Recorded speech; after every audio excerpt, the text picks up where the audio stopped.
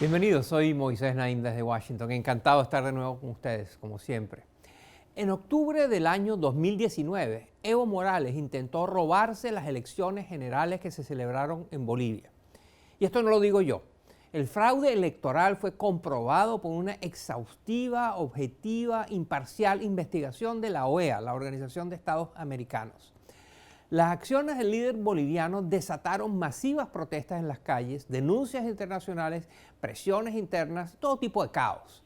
Incluso las Fuerzas Armadas del país se sumaron a los llamados para que Evo abandonara el cargo. Y luego de analizar la situación conflictiva interna, sugerimos al presidente del Estado que renuncie a su mandato presidencial, permitiendo la pacificación y el mantenimiento de la estabilidad por el bien de nuestra Bolivia. Evo Morales entendió rápidamente lo que le estaban diciendo, era una sugerencia, pero la aceptó.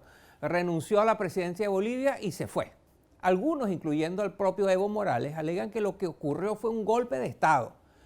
Otros no están tan seguros, pero de lo que no cabe dudas es que las Fuerzas Armadas jugaron un papel clave en su dimisión. Y Bolivia no es un caso único. Pareciera que de Chile a Brasil, a Ecuador, a Venezuela, los militares de la región están cada vez más involucrados en la vida pública, en la política y hasta en la economía de sus países.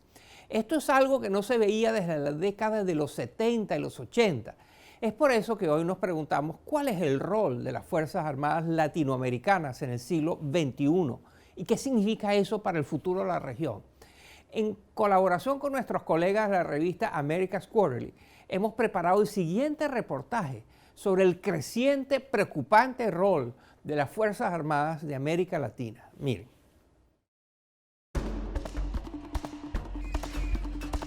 En octubre de 2019, las calles de Chile se inundaron de manifestantes que exigían al gobierno reformas sociales. Luego de semanas de enfrentamientos violentos, saqueos, incendios y hasta toques de queda, el presidente Sebastián Piñera optó por una controversial medida para intentar restaurar el orden en el país. Vamos a enviar al Congreso Nacional un proyecto de ley que va a permitir a nuestras Fuerzas Armadas, sin necesidad de establecer estado de excepción constitucional, sin necesidad de restringir las libertades y los derechos de los ciudadanos, poder colaborar en la protección de la infraestructura crítica de nuestro país. Esta medida, que le permitiría al gobierno enviar a los militares a las calles para mantener el orden público, hizo sonar todas las alarmas. Pues en Chile, la presencia de las Fuerzas Armadas había sido fuertemente limitada luego de los abusos cometidos durante la dictadura militar de Augusto Pinochet entre 1973 y 1990. En los años 70 y 80, las dictaduras militares plagaron a casi toda América Latina.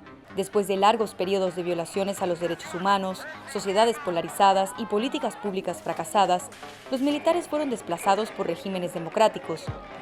Pero después de 3 décadas al margen de la vida pública, las Fuerzas Armadas latinoamericanas están recobrando protagonismo. A finales de 2019, los presidentes de Perú y Ecuador dieron declaraciones televisadas rodeados de militares uniformados con el objetivo de demostrar que estaban en control. El presidente de Brasil, Jair Bolsonaro, designó a militares para ocupar importantes cargos en su gabinete y el presidente de México, Andrés Manuel López Obrador, creó un nuevo cuerpo de seguridad nacional para fungir como policía y lo puso a cargo de un militar. Aunque muchos se apresuraron a trazar similitudes entre ese militarismo y el de la era de la Guerra Fría, expertos como Frank Mora y Brian Fonseca, de la Universidad Internacional de la Florida, aseguran que el rol de gran parte de los militares de la región esta vez es diferente. Hay un alto nivel de insatisfacción con la calidad de la democracia, con la calidad de la gobernabilidad, con la capacidad de instituciones civiles responder a los desafíos de hoy. Y en ese vacío le están pidiendo a los militares que entren, que traten de resolver muchas de esas deudas pendientes que tienen estos gobiernos. Los mandatarios han acudido a las Fuerzas Armadas por su capacidad burocrática para lidiar con problemas tan diversos como la inseguridad, la corrupción y hasta la recolección de la basura. Y los líderes políticos no son los únicos que confían en los militares. Según cifras del Latinobarómetro, en Argentina, Brasil y Colombia, las Fuerzas Armadas son la segunda institución en la que los ciudadanos más confían. No estoy hablando de que vayamos a regresar a los 60 o 70, donde los militares se convirtieron en gobierno. Realmente no hay voluntad por parte de las Fuerzas Armadas de jugar ese rol, pero sí sienten que tiene una responsabilidad a sus sociedades, a las necesidades que tienen a esos pueblos. En los últimos años, la región también experimentó otro tipo de retorno militar. Las Fuerzas Armadas en Venezuela y Nicaragua se convirtieron en la institución más leal a los líderes revolucionarios de sus países.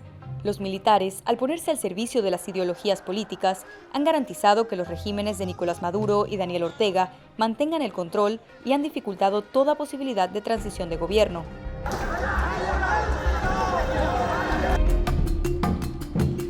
El resurgimiento de las Fuerzas Armadas latinoamericanas ha puesto en duda el rol de los militares en la región. Ante este panorama, expertos argumentan que las instituciones de defensa deberían volver a sus ocupaciones más tradicionales de preservar la integridad territorial del Estado desde las fronteras hacia afuera. Y es que según la última encuesta realizada por el Barómetro de las Américas, más de un tercio de la población de América Latina apoya los golpes militares como respuesta a la criminalidad y a la corrupción. Esta es una cifra alarmante, considerando que gran parte de la región ya ha atravesado dictaduras militares como consecuencia de golpes de Estado. Por eso, es crucial que los gobiernos democráticos atiendan a las necesidades de sus ciudadanos, pues si continúan sin satisfacer las expectativas, podrían dejar la puerta abierta para que los militares asciendan nuevamente al poder.